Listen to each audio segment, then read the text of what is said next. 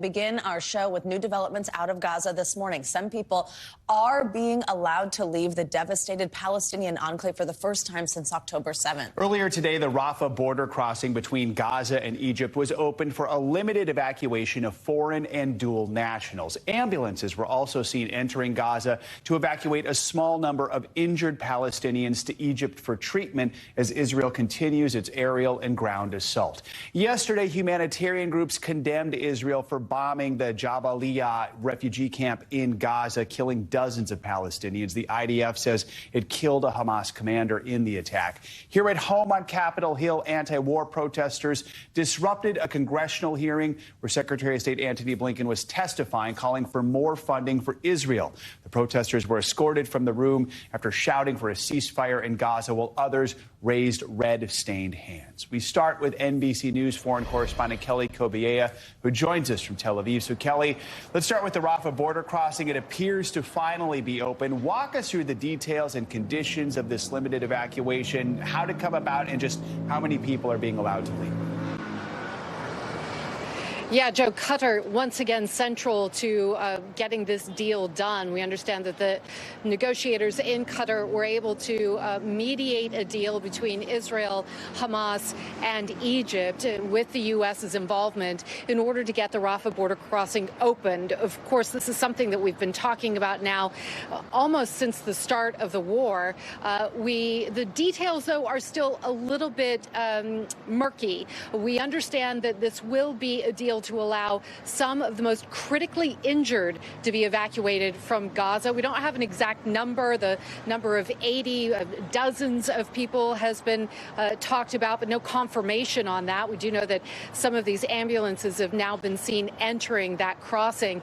And in terms of the people coming out, a crucial piece of this deal, there are some 500 U.S. passport holders trapped inside Gaza, according to the Secretary of State.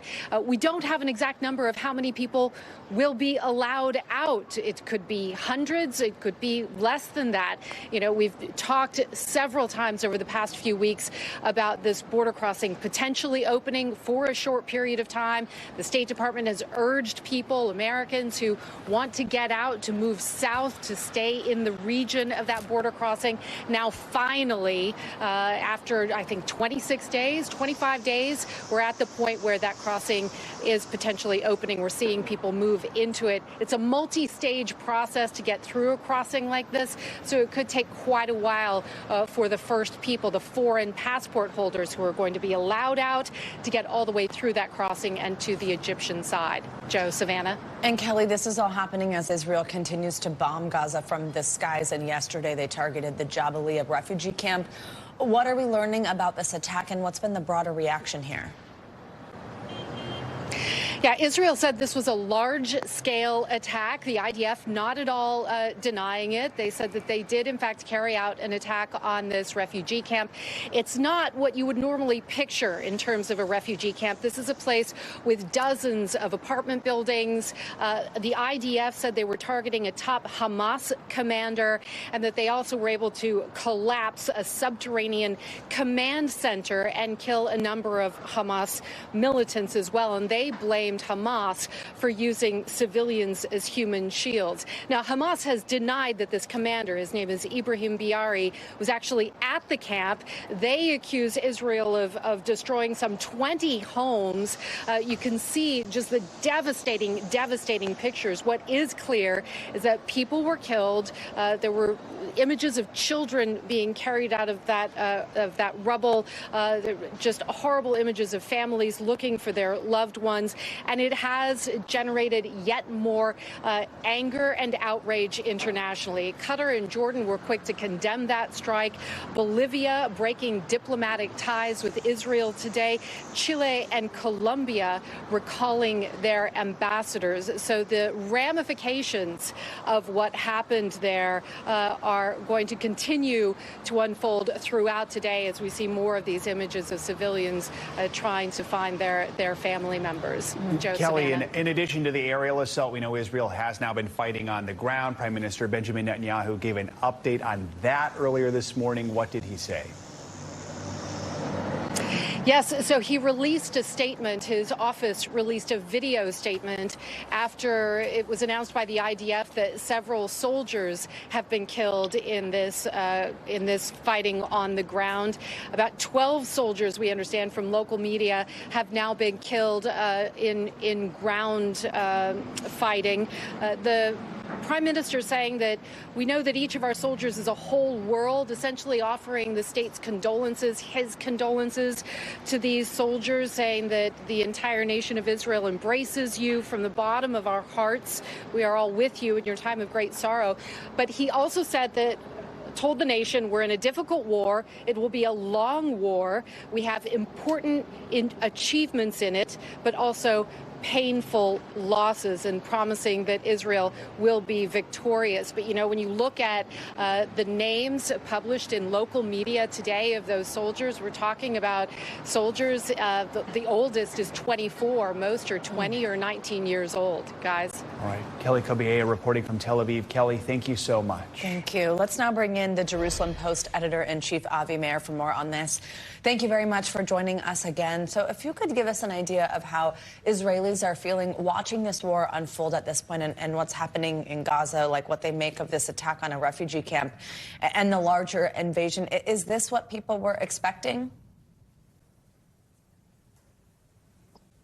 Well, you know, Israel is a country that has been in perpetual mourning, seemingly, for the past 4 weeks. First for the victims of the Hamas massacre on October the 7th, and now for those 12 soldiers who fell in battle over the past 24 hours in Jabalia in the northern Gaza Strip. So I think this is pretty much exactly what we were anticipating when the prime minister said that this is a war that Hamas launched. We didn't want this war. We weren't looking for it. But we now need to defend ourselves and ensure that Hamas never has the capacity to carry out a massacre like October the 7th ever again. So yes, it's painful. And of course, as was mentioned, this is something that is likely to not be done in the next few days, but rather could perhaps be a longer term campaign. But it's something the Israeli people are prepared for in order to ensure that their sons and daughters can go to sleep at night in peace. Avi, we know some Israelis are calling on Prime Minister Netanyahu to stop attacking Gaza until the roughly 240 hostages are released from Hamas. Is there a feeling that the hostages have been forgotten at all by the government? I mean, how optimistic are people that they can still be rescued? Well, we know that one Israeli soldier was indeed rescued 2 nights ago. That was, of course, cause for great celebration in Israel. The prime minister has related to those concerns, saying that he feels that applying pressure on Hamas in the form of this campaign will encourage them to loosen their demands and, in fact, release those 240 hostages. But of course, the Israeli public is very concerned, of course, as are the families, to ensure that they aren't in any way affected negatively by this campaign. Hamas had originally threatened to execute hostages if Israel continued its ground assault or its aerial campaign. We don't know whether that's happened. We don't know very much at all. They've been very cagey. They've been keeping that information close to their chests, of course, in contravention of international law. They haven't given access to the Red Cross or any other humanitarian organizations to those hostages. So there is a great deal of anxiety in Israel, particularly amongst those families, about the fate of those hostages. Avi, is there any concern in Israel, just perception-wise, that international support wanes or changes just as we see what unfolds in Gaza? Keeping in mind, of course, what you said about how Israel did not want this war, but just seeing what's unfolding now, is there a concern just that the perception of that creates damage to support? And I think it was Golda Meir who said that if Israel has a choice between being killed and pitied and defending itself and being subject to international criticism, it'll choose to defend itself and be subject to that criticism. I think that's how many Israelis feel right now. Certainly no Israeli wants to see innocent people affected by this, as is happening in Gaza as a result of Hamas's cynical practice of embedding itself and operating from within civilian areas in the Gaza Strip. But at the same time, any country has not only the right, but in fact the responsibility to defend itself and ensure that its citizens aren't subject to horrific attacks like October the 7th. So I think that that's pretty much a consensus in Israel, that Israel needs to do whatever it can to ensure that Hamas never has the capacity to carry out a massacre like that ever again. Jerusalem Post Avi Meir, thank you for continuing to join us throughout this so we can hear the latest from there in Israel. We appreciate your time. The FBI is warning of a growing terrorist threat here in the U.S. Officials are worried potential attackers might be inspired by Hamas following last month's attack on Israel. NBC News senior Capitol Hill correspondent Garrett Hake has more on that. On Capitol Hill, a stark warning about the growing threat at home from the devastating war abroad. The ongoing war in the Middle East has raised the threat of an attack against Americans in the United States to a whole nother level. FBI Director Chris Wray signaling the U.S. is in a dangerous period.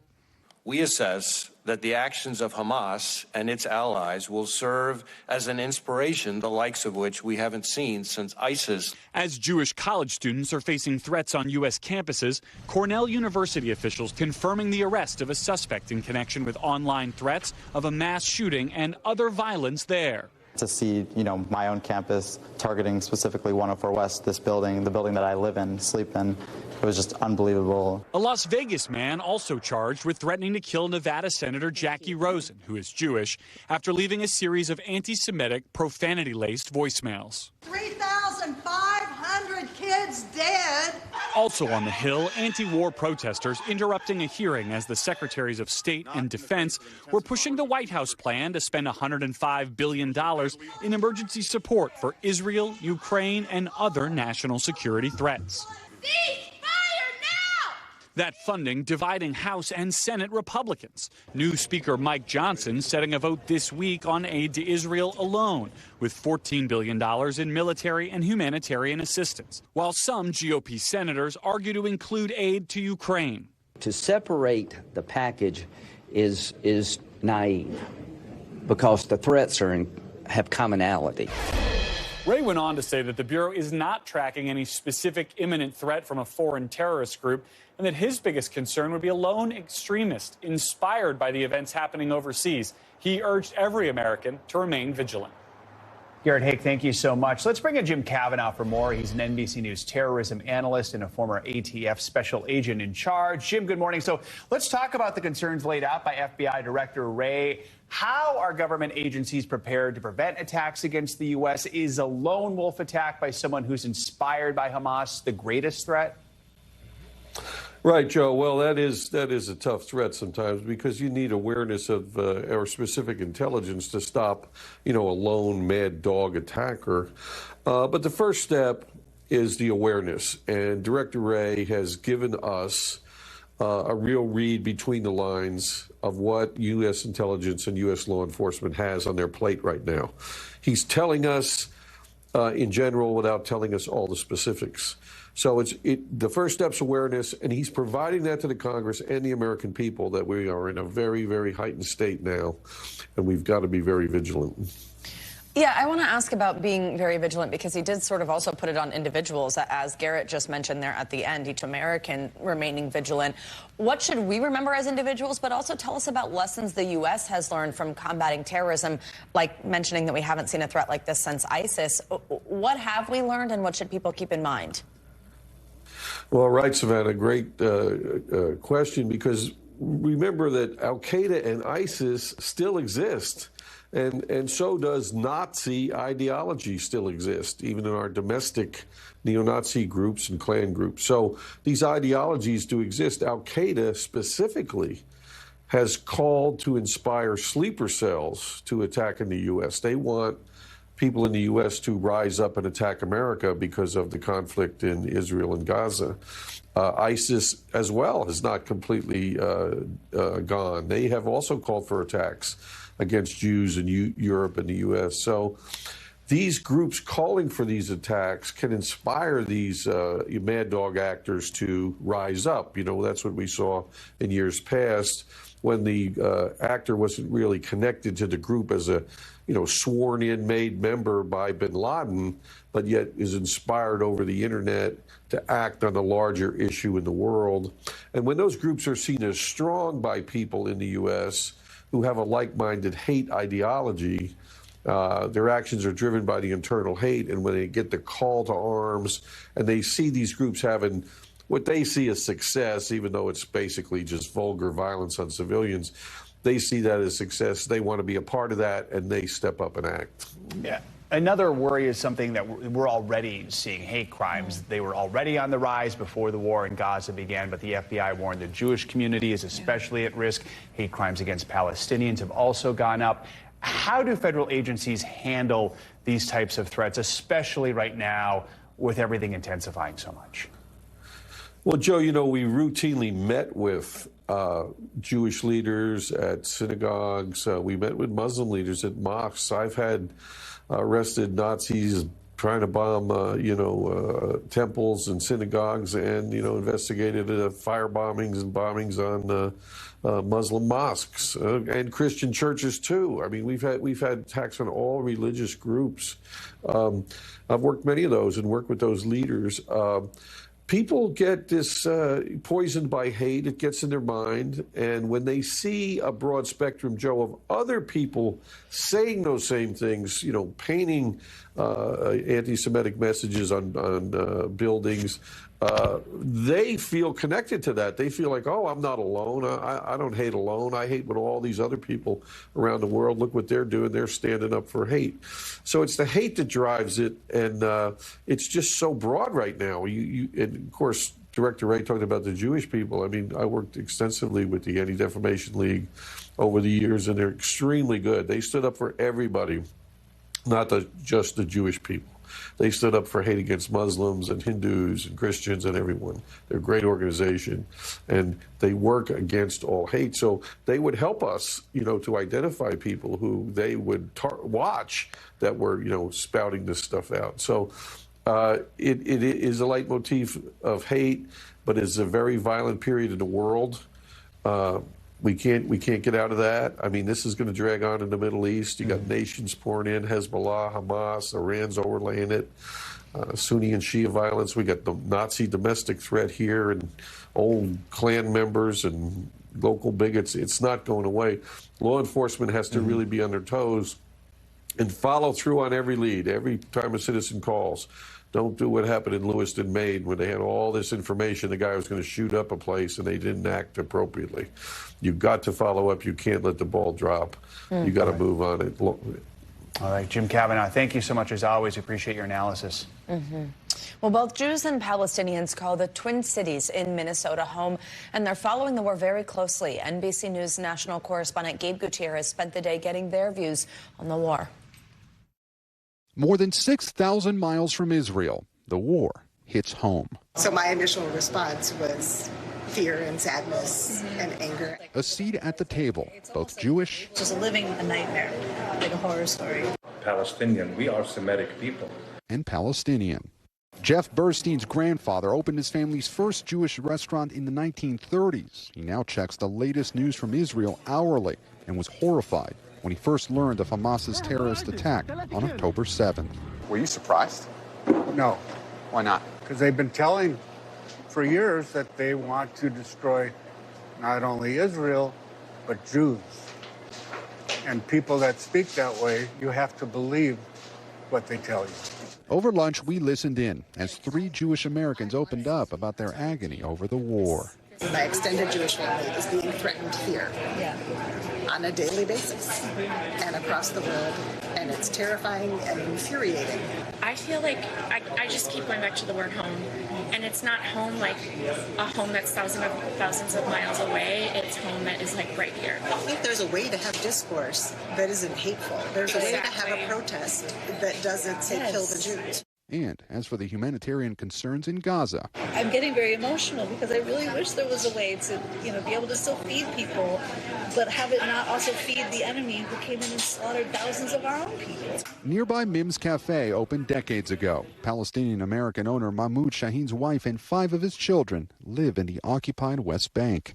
When you see the images coming out of Gaza, of all those casualties, what goes through your head?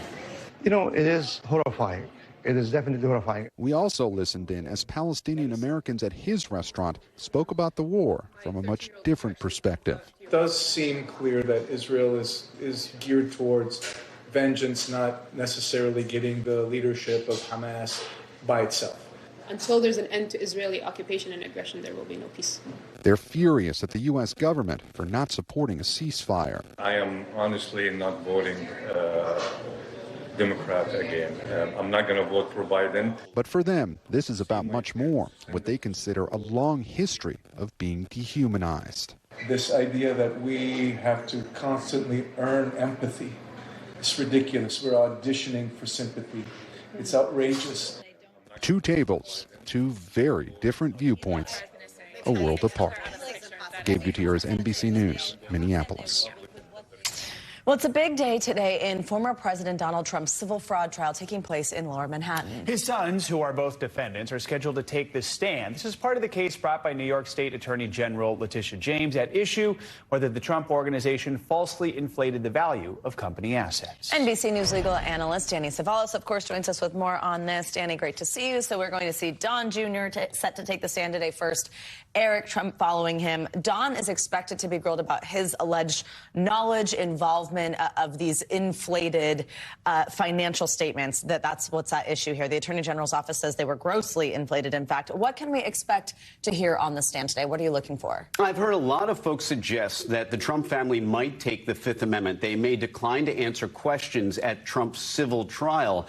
That may be true, but what I think is more likely is a little more of what we've seen in depositions and discovery so far. I think they're going to come back right at the Attorney General and the cross-examiner, or excuse me, the person questioning them on the stand, and argue really two central themes. Number one, when it comes to valuation of property, who are you, Attorney General, to say what the values of these properties are, especially when you add to it the Trump brand, which I'm sure they will try to make the point is something that adds a lot of value to a building. It's something that may even be incalculable in their mind. And look for them to try and be the smartest real estate person in the room, smarter than the AG's office questioning them. So I think that's going to be a central theme. The other theme you're going to see is the, yes, I may have been the boss, but that doesn't mean I knew everything that was going on. Right. We were busy. We're the Trumps. We're running around. We're opening hotels. We're not sitting down and looking at the debits and credits and the line items. That's for the accountants. That's for the other people. So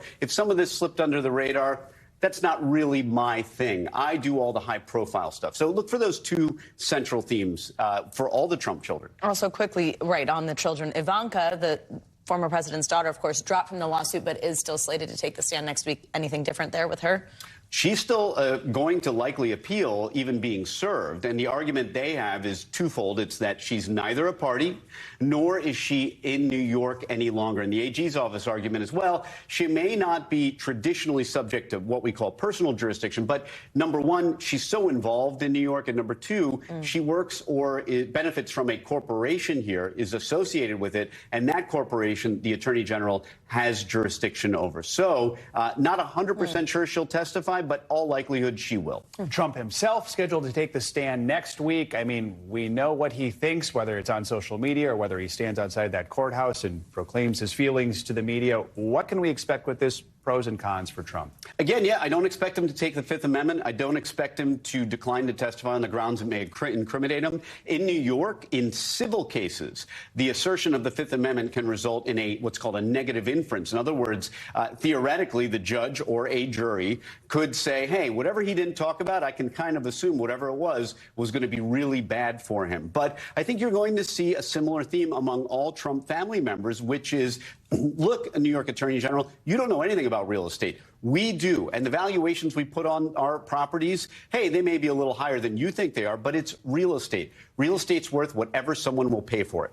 And when it comes to the former president, how do you think the gag order and then issues and fines, like the $15,000 one related to the gag order, play into what we might hear next week? Is that in any way put him on thin ice, or you think we won't really see any behavior change? Trump is theoretically on thin ice with a gag order. And I say that because I mean that if this were any regular defendant, civil or criminal, that you've never heard of before, they would probably already be facing incarceration for violation of gag orders and the things that Trump has been saying. But Trump is no ordinary defendant. So that's why I often say, whether it's a prosecutor or a judge who says, look, this is someone who'll be treated the same as anybody else, horse feathers. Donald Trump is being treated differently than everybody else in the sense that, first of all, you probably can never incarcerate him for violation for sanctions for violation of a gag order. How are you going to do that? You can try. Believe me, no judge, they may not say this publicly, every judge wishes that Trump would just stop talking because they don't want to have to deal with the possibility of having to incarcerate him for violation of a gag order, because the administrative nightmare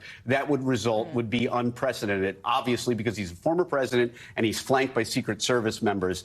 Donald Trump is essentially daring them to hold him in contempt and send him to jail, which courts can do. But with this defendant, civil or criminal, they do not want to do that.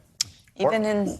I was going to say Horse Feathers is the name of a restaurant I just saw in Terrytown, actually. So. And I was just going to say, even in the appropriate blazer, you still find a way to make me laugh. Danny Savelos, thank you very much.